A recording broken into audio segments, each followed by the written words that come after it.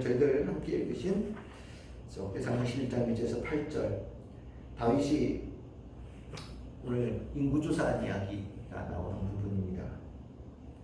참 인구조사라는 얘기가 나올 때마다 인간이 가지고 있는 욕망에 관한 부분이죠. 이 역대기에서 다윗은 제가 볼 때 좋은 점과 나쁜 점을 다 이야기를 해요. 또 얘기를 하면서 중요한 점은 잘못했다 그래서 혼난다로 끝나는 것이 아니라 이런 부분에 잘못된 길로 접어들 수 있다라는 예시를 보여주고, 또 그것을 통하여서 변화되어지는 과정, 좋은 길, 바른 길로 나아가는 과정을 훨씬 더 중요한 포인트로 잡고 있죠.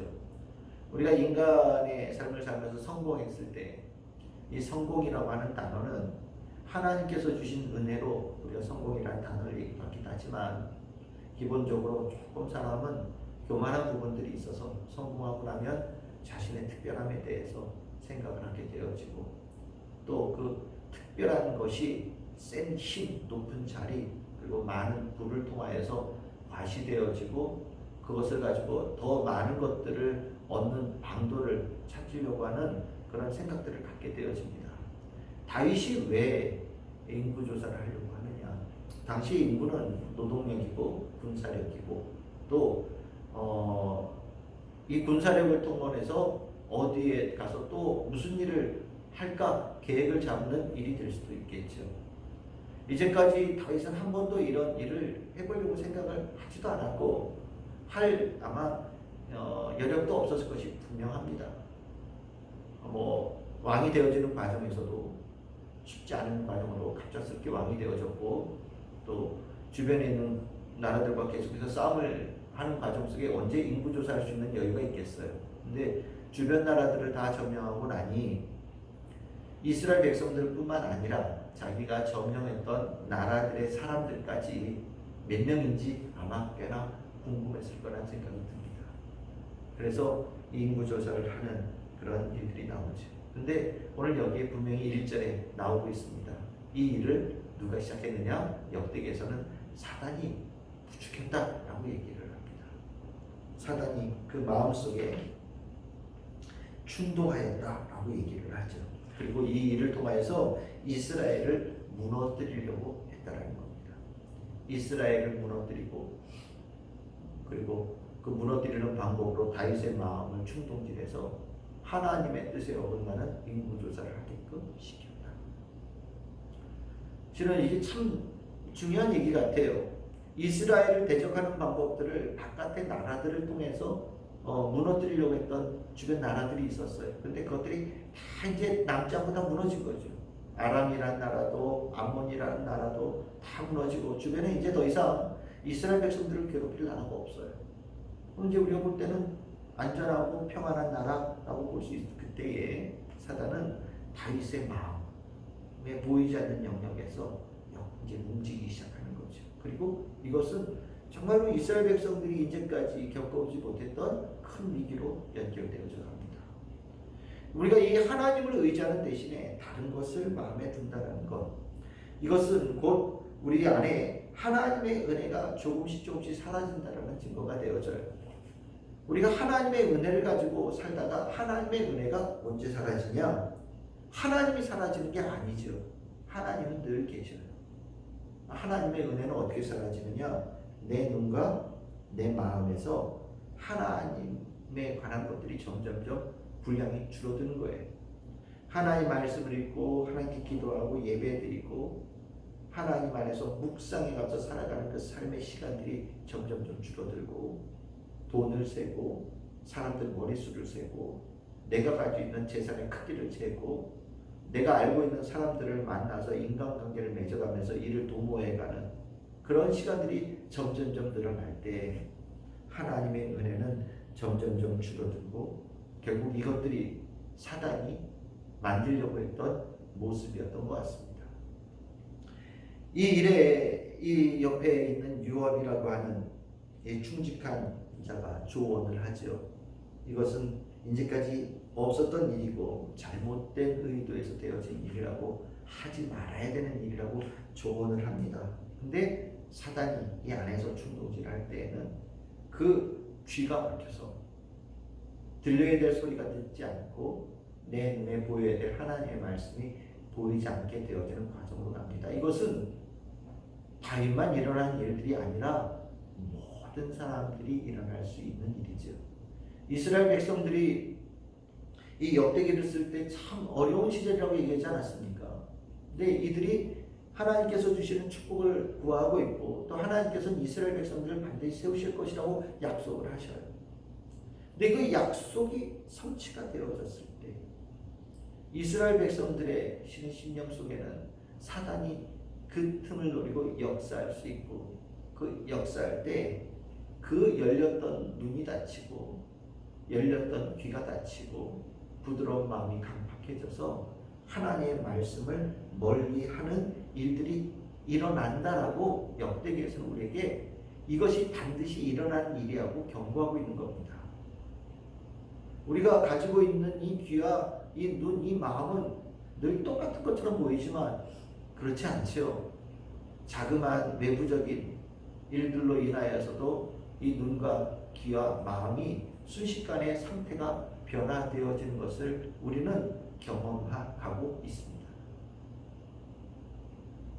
많은 성도들이 조그마한 어려움 속에 제일 먼저 안 되는 게 뭐냐라고 물어보면 기도가 안 됩니다 라고 얘기를 하죠. 그리고 정말 말씀을 읽어야 된다는 건 아는데 말씀이 익혀지질 않아요. 예배의 자리에 가서 예배를 드려야 된다는 걸 아는데 예배에 나아가기가 죽기만큼 싫은 경험을 가지고 있다라고 고백하는 사람들이 있습니다. 바로 이겁니다. 그것에 일어난 모든 근원에는 누가 있는 겁니까? 사단이 있는 거죠. 그 사단이 그 일을 통해서 하나님의 백성을 무너뜨리려고 한다는 거예요. 결국 조언이 들려지지 않는 상황 속에서 요압은 인구조사를 합니다. 굉장히 많은 숫자가 157만이라고 하는 숫자가 계수가 되어지는데 이스라엘 백성들만이 북이스라엘과 그리고 남쪽에 있는 남유다. 하지만 두 개의 지파는 옳지 않은 일이라고 생각을 해서 제외했다고 얘기합니다. 하나는 베냐민 지파, 하나는 레위 지파죠. 왜 이 두 지파를 제외했는지 잘 모르겠어요. 하지만 요압이라고 하는 이 장군이 157만보다 더 큰 숫자가 되어졌을 때 아마 이 다윗이 무언가를 하려고 하는 마음을 더 교만스러운 마음을 먹을 수 있다는 생각을 가졌을 수도 있겠다는 생각이 듭니다.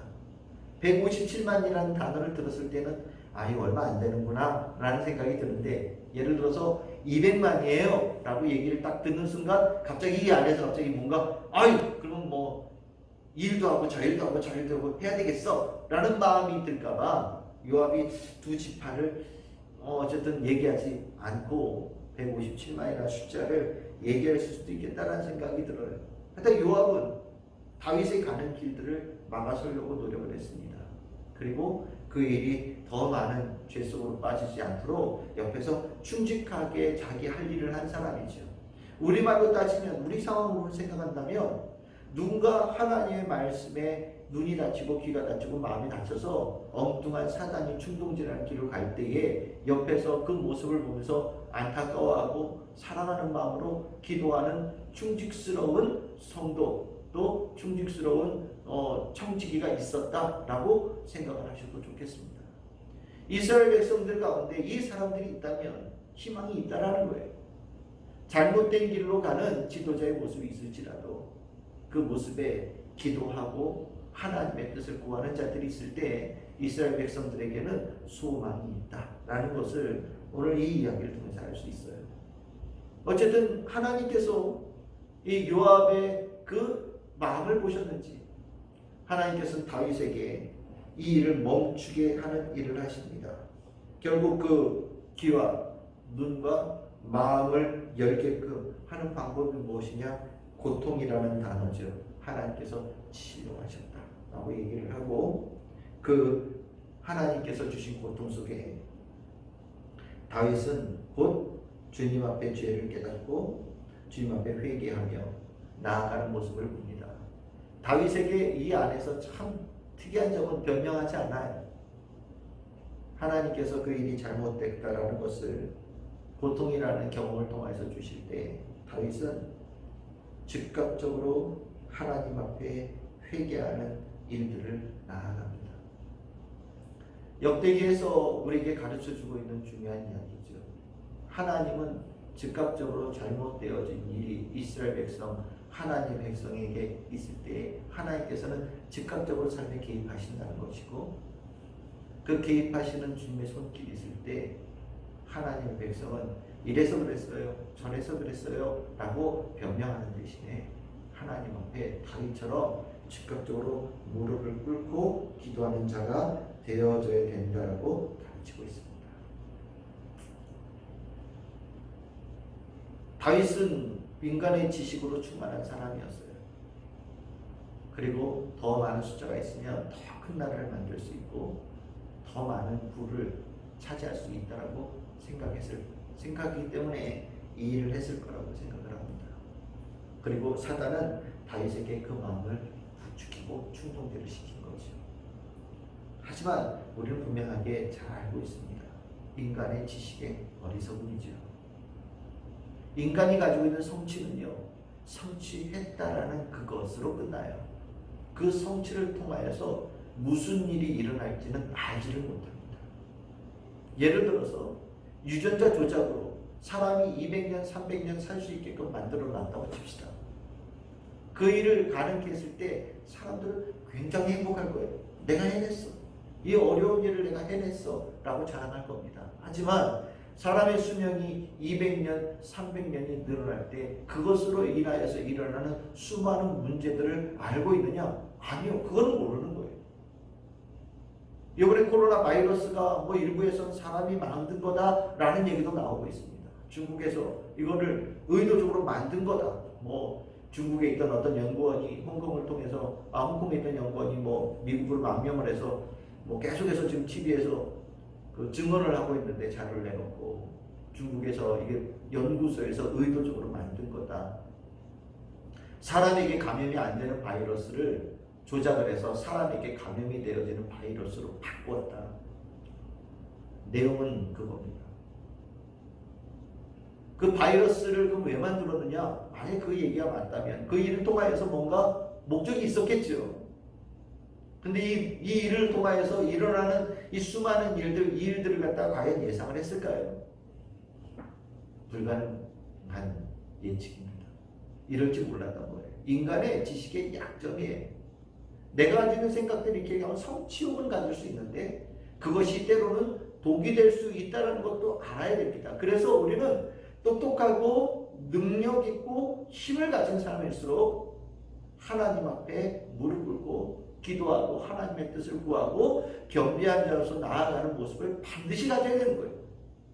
권력자가 하나님 앞에 무릎 꿇고 기도하는 거 100% 필요한 거예요. 인간은 힘을 가진 사람일수록 겸손해야 되고 능력을 가진 사람일수록 겸손해야 되고 책임을 가진 사람일수록 자신의 능력의 한계를 분명하게 고백하고 주님 앞에 엎드려서 은혜를 구하는 모습을 반드시 가져야 됩니다. 제가 읽었던 책 중에 그 얘기가 있어요. 네 사람이 길을 간답니다.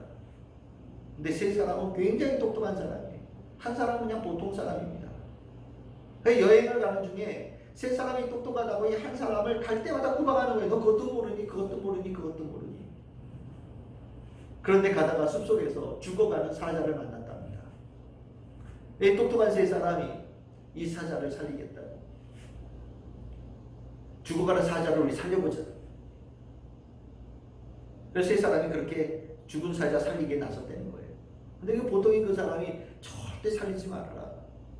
저거 살리면 저 사자가 깨어나서 제일 먼저 너희들 잡아먹을 거다. 저거 절대로 살리지 말고 지나가야 된다. 라고 얘기를 했는데 에이구 네가 뭘 몰라서 하는 소리지. 제가 은혜를 아는데 왜 우리를 잡아먹겠어.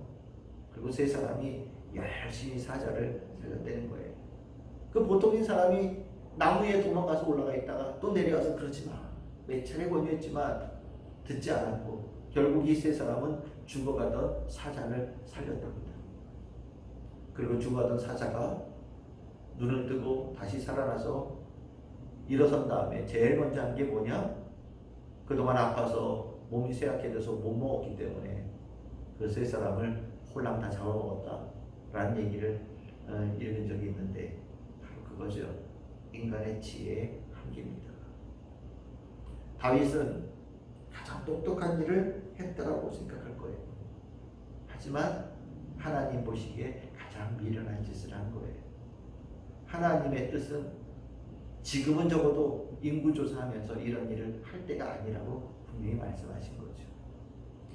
우리는 지금 인간의 무력한 것과 인간의 능력의 교차점에 와 있다라는 생각이 들어요. 한편으로는 코로나 바이러스를 정복했다는 얘기를 듣기를 원하고 있고, 한쪽에서는 코로나 바이러스에 한없이 무너져가는 인간 사회를 동시에 경험하고 있어요. 두 가지의 뉴스가 양쪽에서 똑같이 터져나옵니다. 한쪽에는 희망적인 이야기, 한쪽에서는 절망적인 이야기. 한쪽에서는 대단한 성취가 이룬 이야기, 한쪽에서는 앞으로가 더 걱정이라는 얘기가 동시에 이야기가 쏟아져 나오고 있어요. 우리는 이 상황 속에서 우리 교회 그리고 우리 크리스천들은 어떤 자리에 있겠느냐?